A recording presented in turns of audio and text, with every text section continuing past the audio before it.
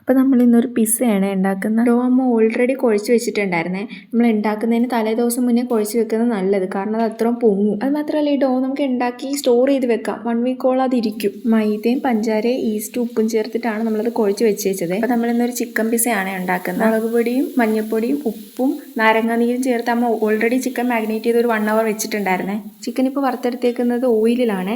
Butter ഉണ്ടെങ്കിൽ അതിൽ വറുത്താലും മതി, അപ്പോൾ കുറച്ചും കൂടെ ടേസ്റ്റാണ്. ആ ഡോ നമുക്ക് ഇതുപോലെ ഒന്ന് ആക്കി കൊടുക്കുന്നത്. അതിങ്ങനെ റബ്ബറിഷ് ആയിട്ടിരിക്കും, അപ്പോൾ നമുക്കിങ്ങനെ വലിച്ചെടുക്കാനായിട്ട് എളുപ്പമാണ്. അങ്ങനെ തന്നെ നമുക്കൊരു റൗണ്ട് ഷേപ്പ് ആക്കി എന്നിട്ട് അത് നമുക്ക് ഇതുപോലെ ഒന്ന് കുത്തി കൊടുക്കാവേ, അതിന് പൊങ്ങി വരാതിരിക്കാൻ. എന്നിട്ട് നമുക്ക് അതൊന്ന് ചൂടാക്കി എടുക്കാം. നമ്മളിപ്പോൾ ഇവിടെ ഓവനൊന്നുമല്ല, സാധാ പാനിൽ തന്നെ സ്റ്റൗവിൽ വെച്ച് തന്നെ ചൂടാക്കി. എന്നിട്ട് അതൊന്ന് റെഡിയായി വന്നു കഴിയുമ്പോഴത്തേക്ക് നമ്മൾ ടൊമാറ്റോ സോസ് ആണ് ഇപ്പം തേച്ച് കൊടുത്തത്.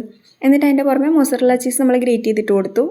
എന്നിട്ട് അതിൻ്റെ പുറമെ ക്യാപ്സിക്കം നമ്മൾ ഓൾറെഡി വറുത്ത് വെച്ച ചിക്കനും സ്വീറ്റ് കോണുമാണ് വെച്ച് കൊടുത്തത്. എന്നിട്ട് നമ്മുടെ മൊസറല്ല ചീസ് ഒന്നുകൂടെ അതിൻ്റെ പുറമെ നല്ലപോലെ ഗ്രേറ്റ് ചെയ്തിട്ട് കൊടുക്കാം. എന്നിട്ട് അത് ഒന്നുകൂടെ മൂടി വെച്ച് ചൂടാക്കി എടുക്കണേ, കാരണം നമ്മുടെ ചീസൊക്കെ ഒന്ന് മെൽറ്റായിട്ട് വരണം.